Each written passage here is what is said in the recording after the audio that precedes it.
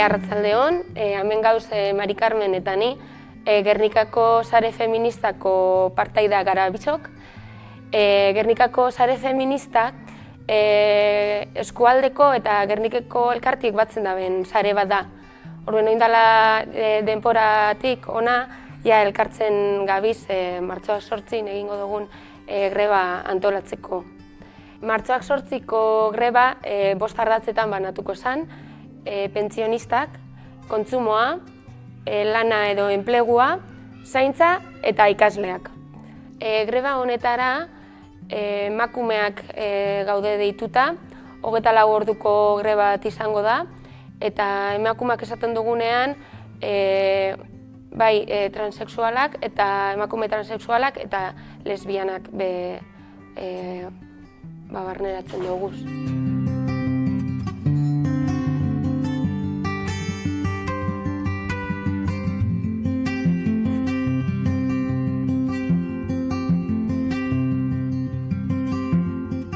Gizonaren papela garrantzitsua izango da greba honetan, gehien bat euren lanpostuetatik egun propioak hartuz edo euren enpresa badan, izan ezkero enpresa sarratu, eta emakumeak greba horretan parte hartzeko laguntza emon beharko ban gizonak, ez? Adibidez,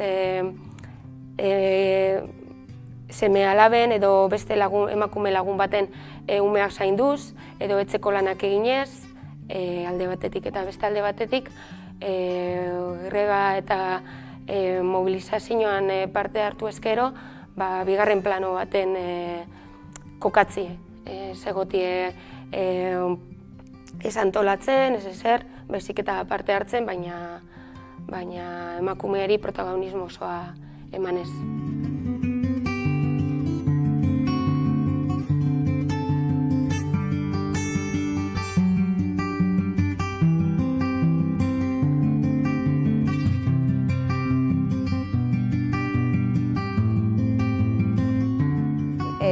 Aspalditik edo iaztik batez be sortu zen Gernikako sare feministatik, iazko martxoak 8ko eguna ikusita zelako arrakasta eduki zuen eta zelako parte hartzea egon zen herri mailan, aurton jarraitzen dugu horretan lan egiten eta behar bada inkluso indar gehiagoarekin, ez?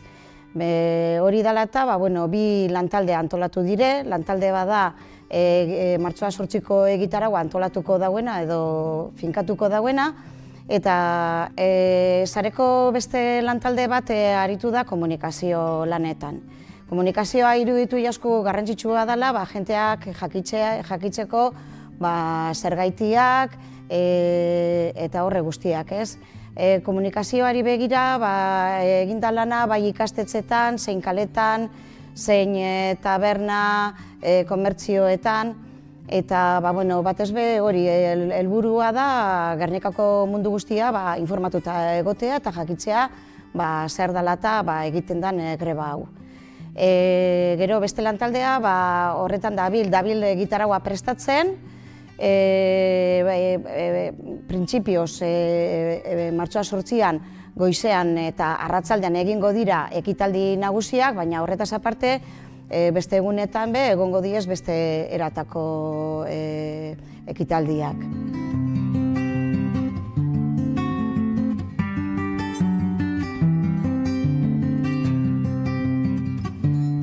Gizarte patriarkal batean bizi gara, eta gizarte horretan oraindik emakumeak bigarren mailako gizakia gara. Beraz, hainbat esparruetan ez gaitu gizarteak tratatzen uste dugu, merezi dugun moduan. Hori nik uste dut danon dakigula, zelanik justiziak tratatzen gaitun oso modu kaskarrean, ordeko guz epaiek zenolako epaiketak eta eginda bezane orain arte. Gero ikusten dugu bai lan munduan baldintzarik kaskarrenak eta okerrenak izaten direla emakumezkoentzako, ikusten da bebai azkenean emakumeak izaten garela, aizealdirik ez dekogunak, gure bai etxetik kanpoko lana zein barrukoa gehienetan geuk eitzen dugulako, gero ikusten dugu indarkeria ere geure gana joaten dela, eta ez garela askeak ibiltzeko kaleetatik eta bar. Orduan, eta hainbeste beste motiboen gaitzik ere, motibo dauz hainbat eta hainbat arrazoi egun honetan greba egiteko eta aldarrikatzeko gure eskubideak.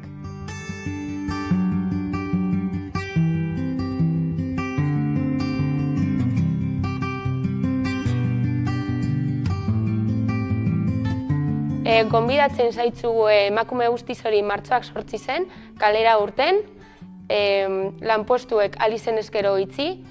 Ulertzen dugu emakume batzuk zauziela oso egoera kaskarrien lan arloan eta igual ezingo dela izan posible, bai pertsona zaharrak zaintzen zauzielako, ezin dozuelako inoren eskutan itzi, edo beste arrazoien bat dela eta, baina ezin badozuen be, atxikimendu moduen erabili aldozue bai zapi more bat edo txapa bat aldarrikapen hori egiteko.